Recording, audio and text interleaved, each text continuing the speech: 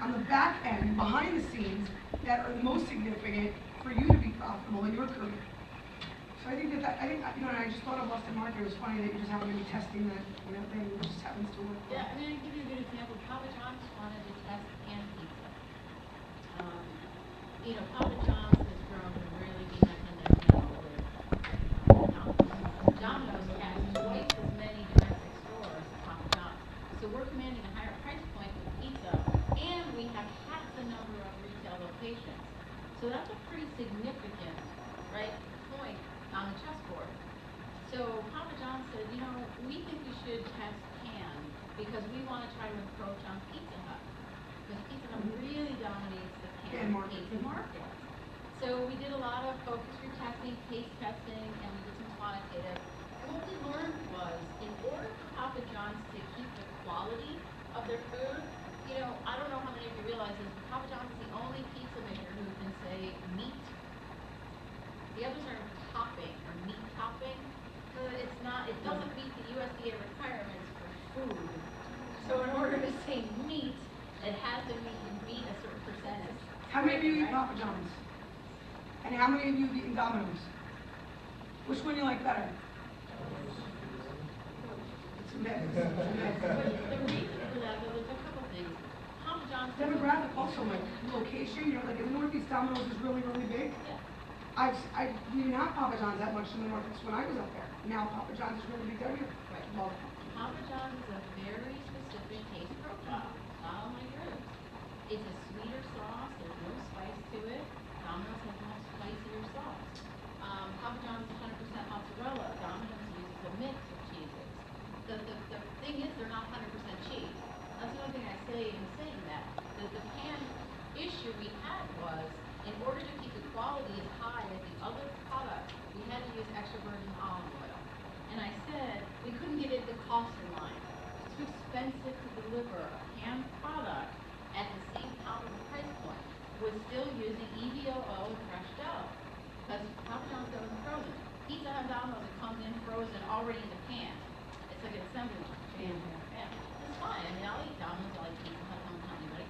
But, that's how it is, and that's fine. The issue is, I said to John directly, and John's very involved in this business, he's a great guy. I said, John, the only way you can do this is if you use that shitty industrial butter. Those are my exact words. It's the only way you're going to do it. And he's like, I'm not doing it. So you sacrifice quality for, huge question. You guys deal with this in your case studies and all kinds of things that we do every day. And sometimes you will, but not when quality is your entire platform for 12 years, which brought you to the dance. You don't do it. What is the question? I vaguely remember seeing an advertising for the canned pizza for Papa John's. Yeah, we tested it in a couple markets. So it's good. Should we use industrial butter? No. Although it's charged more. It will charge more. If you put it at price parity with other competitive canned products, it would be a little more. Yes.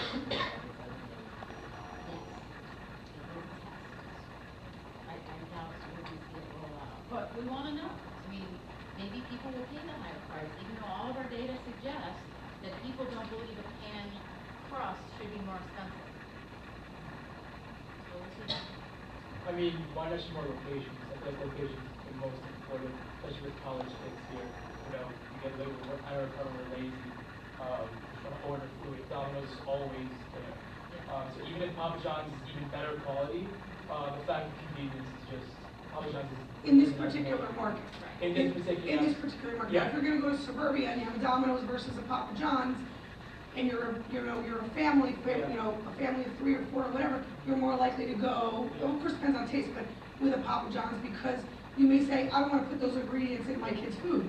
But and it that's also huge. has locations, right? Moms are a big target. Moms really believe, and they feel better about serving Papa John's pizza. It's something my kid will eat. At least it's like 100% cheese. It's not a cheese food product. And they've had some organic, pizzas. And I don't mean the ones that are in the freezer, but like a couple of companies, that open like stores and everything. But a lot of times they fail also because they're commanding $17, $18 for a pie. Papa John's is still competing in terms of price point with Domino's within $1 or $2, but they're giving you that same, somewhat organic or fresh kind of product. And so you're going to say, okay, well, which am I going to put in my body? Yeah,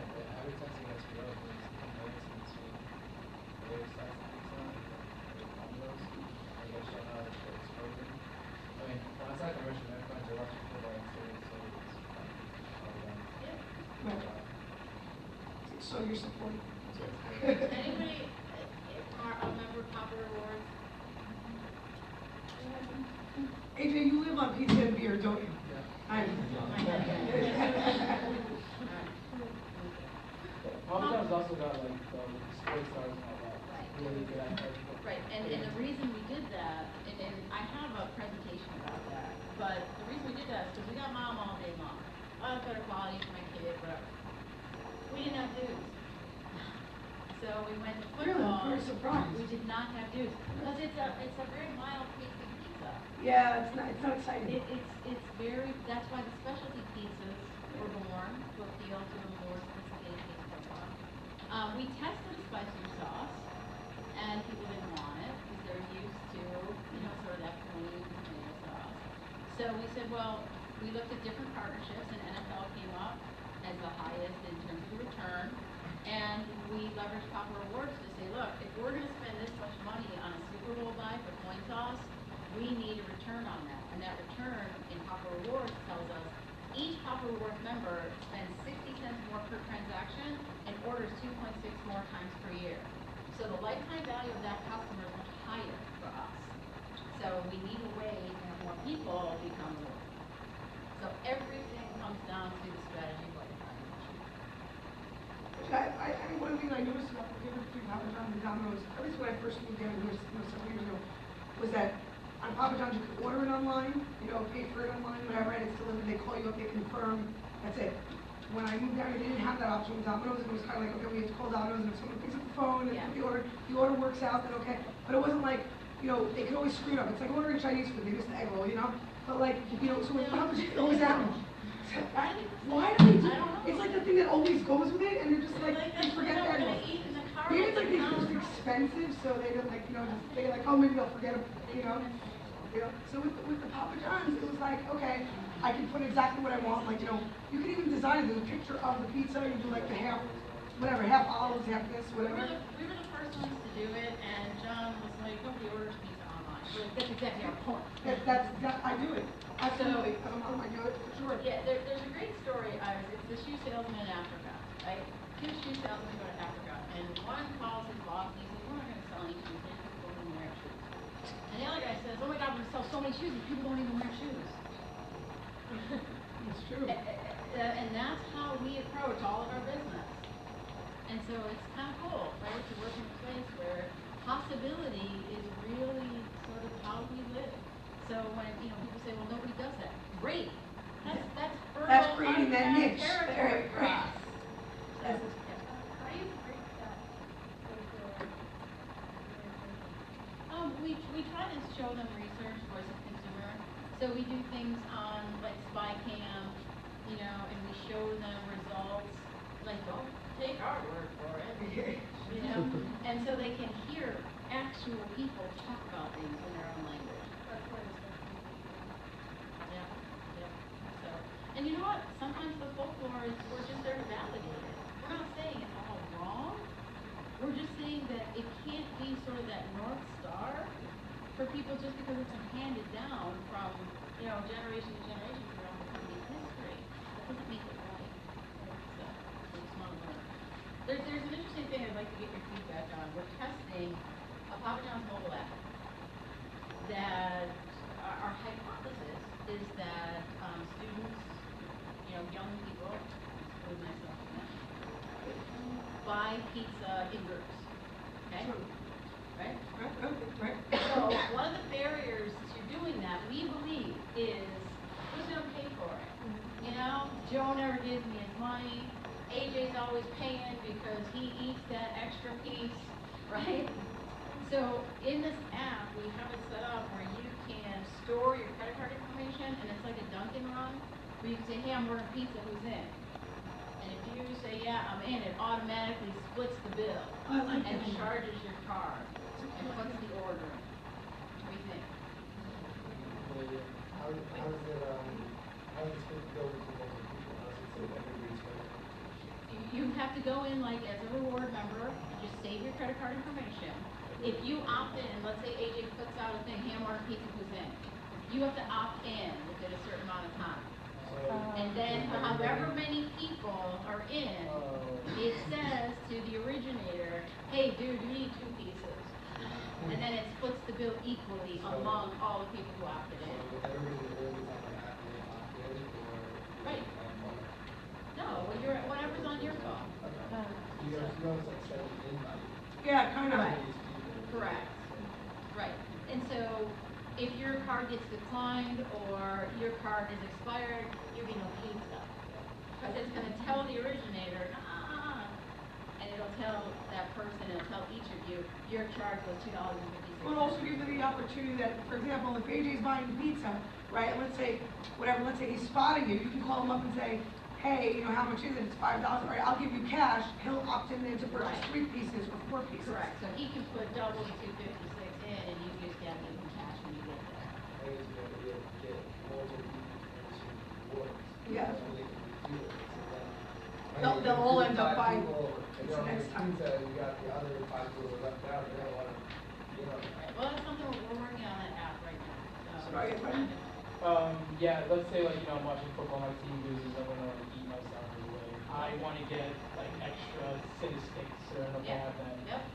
Can I drag that just to my bill so Yeah. it's not split equally with everyone else? Yes. You can also add to your order. Yeah. Correct. And not have it split distributed. Right, so you get 256 plus the cents Yeah. on your credit. Yeah. And more. Yeah. You have questions? No? Okay. All right. Cool. Move on. Yeah, let's go on to number 3. Oh, wait, whose question was number 2? Who's the number 2 about the big clients campaign? Numbers here. Okay, number 3. Is it fair to say you've had both successful and unsuccessful campaigns? If so, what do you think as an executive differentiates one from the other? It's a good question. It's a great question. The only thing that differentiates good from bad is sales. Whether I like it or not is irrelevant. There's a lot of crap I don't like. Doesn't matter. If they perform and deliver sales, it was successful. That's the bottom line, you know? It's not about winning creative awards, although I'd like to do more of that. You know, I work for agencies, that was the primary goal.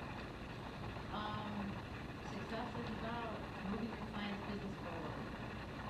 So, that's. It's a numbers game. We talk about it in class. I bring all the time. I'm like, bottom line, you're not in business to sit home and just smile. You know what I mean? You're here to say, here, try my thing. You're here to make money.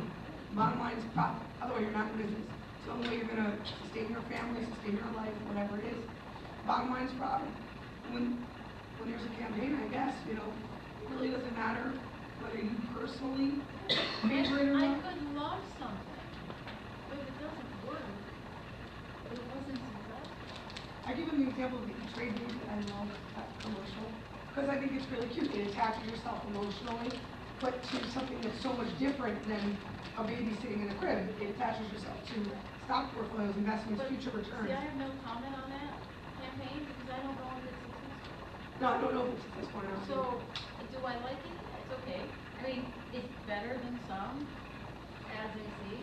It's worse than some, as I see. But in terms of me standing here telling you, this is a successful campaign, it's got to return dollars. That's all it's all about at the end of the day. Or I don't have a job, and my teams don't have jobs, and And you guys don't have jobs, and then you forget about and it. it's chaos and anarchy and just involved. Like, after how much time do you decide if it's actually increase your sales? And will you stop the ad campaign then? Yeah. Pretty long for like a year? It depends on the trend going into the campaign. So if going into the campaign, they've been going down, down, down, down, down, and they're at -4 when we get them, and our first couple weeks out of the gate, we're at -5, we gotta wait a little longer and see if we can trend. Right, so far so good. We look at sales every single day. Every day when I get up, before I get out of bed, I'm like, let me see what's on fire. Okay, and I get the sales from all of my clients every day. So I can see the weekly trends. And so if they're trending down and we're upticking in a couple weeks, we keep it going. Typically within 60 to 90 days, we know if something's going to work. And we will fill it if it does not. So we always have a contingency. You never go in with just one campaign, ever. So we'll pull it, we'll swap it out, or we'll test a media mix. Let's say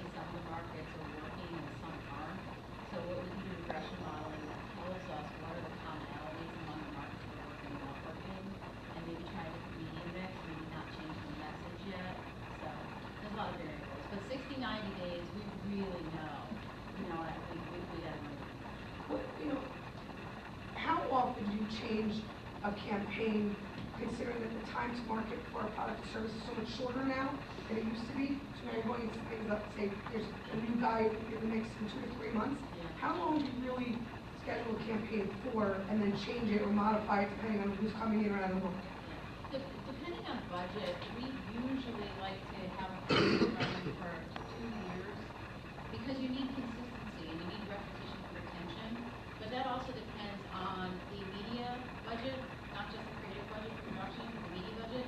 Because if our reach and frequency is very high, and you're like, please stop running that ad, please stop running that ad, right? We don't want wear out. So we have testing in place that tells us when an ad starts to wear out as well.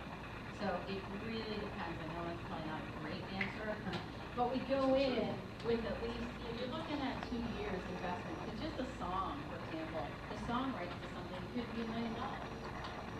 So we're asking this client $1 million for a song, another $600,000 for production, and another $800,000 for photography. Round numbers. And then we can't say like a year later, oh, you know what, we need $3 million for a spot. We're like, you're kidding me? It's a lot of budget, a lot of percentage of budget. So you have to then look at media, how often it runs, what channels it runs, and there's nothing wrong with having a campaign that has a key core message in broadcast and some different message or execution in digital. Because digital is a lot more flexible and faster to get to market and cheaper. So we can also do that as a way to keep things fresh. Maybe pull out a couple weeks of TV and ramp up digital with some different interesting messages that still tie to the original, but sort of keep it fresh. Yeah. Very interesting. Who's got the question about the pitch? Me. All right, go for it. How real is a TV show The Pitch? Do you think it is an accurate representation of what really happens in preparing for a campaign and competing for business process? That's The actually old reality TV question. a hard question. Yes and no. So before The Pitch existed, Zimmerman was actually, they came and filmed us with Creative in our office. We were selected. And because it's so intense that Zimmerman was sometimes so fast, the producers did not believe what we were doing was real. So they had to go back and stage, a lot of realities of these things.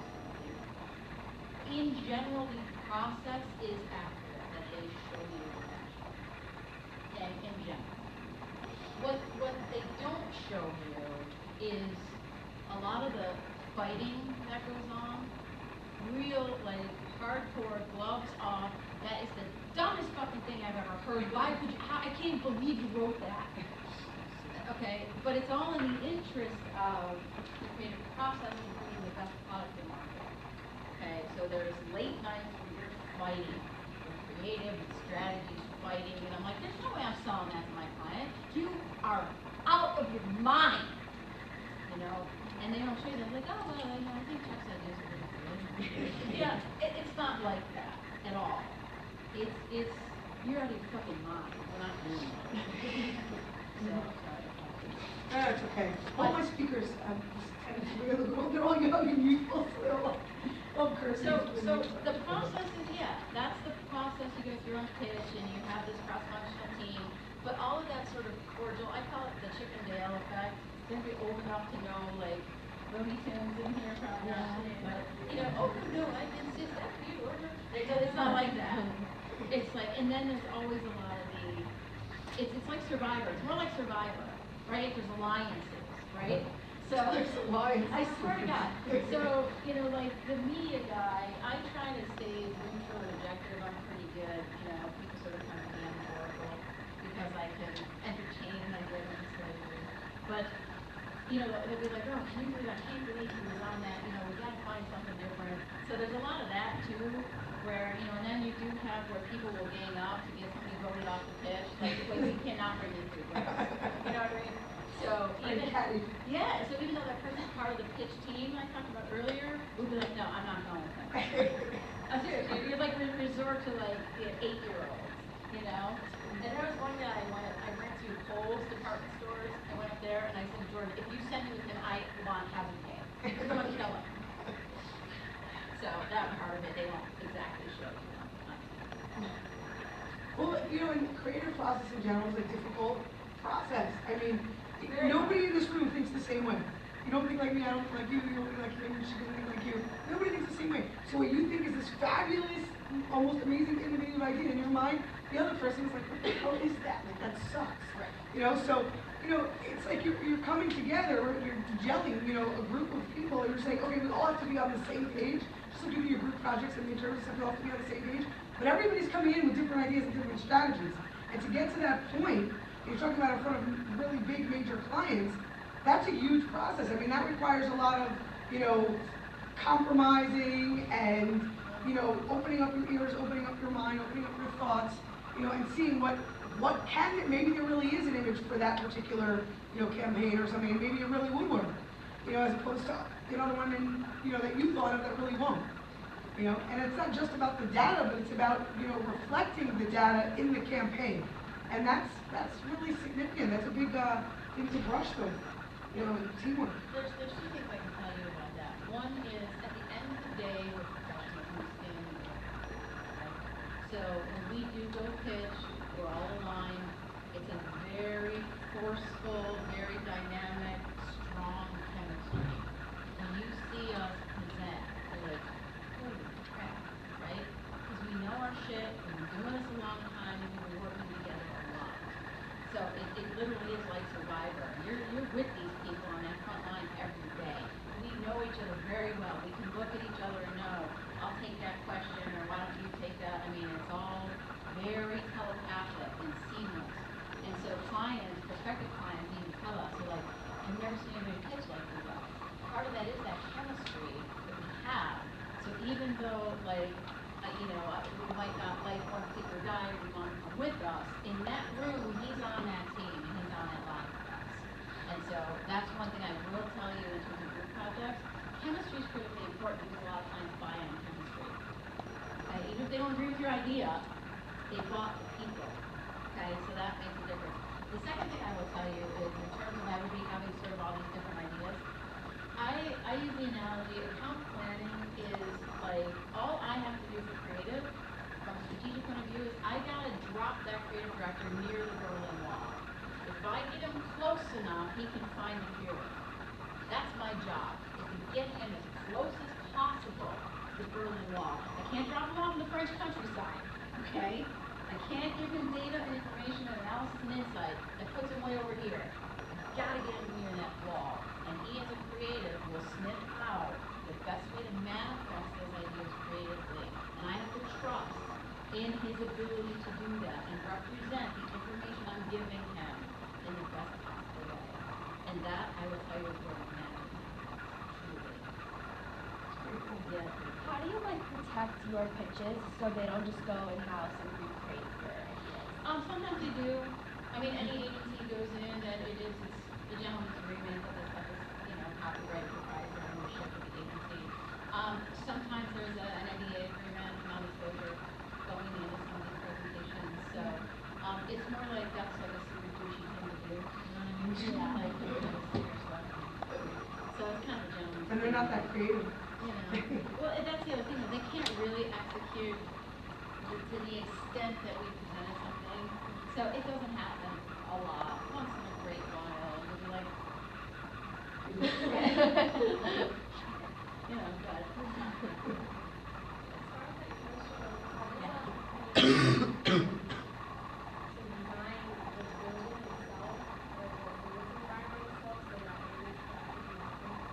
Great question. Yesterday's class was so good. See, aren't we cool? We're so cool. I'm telling you. Oh, great question. We actually were moving into a new building. Thank you, sweet baby Jesus. Because we're like piled on top of each other right now. But workflows are very important. And so, like I said, you talked about Survivor. That exists as well in terms of who you work with and how you work. So you do have workflow processes that put, even though you're in your departments, because you need a lot of that shared learning. Like, I'm closest to the creative department, because those are the people I work with the most. I have to do more of the creative work, right? Even though I still get input from the analytics guys, and I have to work with the media people, the creative guys in my team have to do this talking every single day.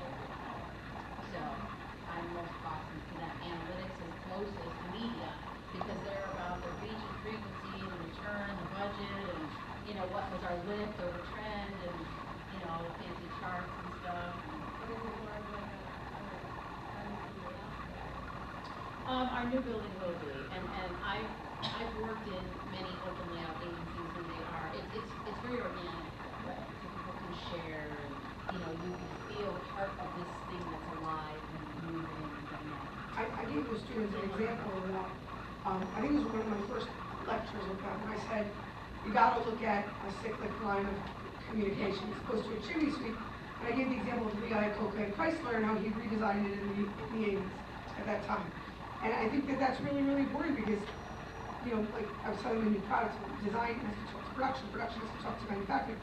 You know, if they're not gonna get what the consumer wants across with all the departments and meet those needs, it's not going to work. It's important. There's a ton of collaboration, even cross account, which I foster with my teams. You know, go talk to this person on the White Castle account. She has specific experience with that type of promotion. Go talk to her. It doesn't matter you're not on 13, you know?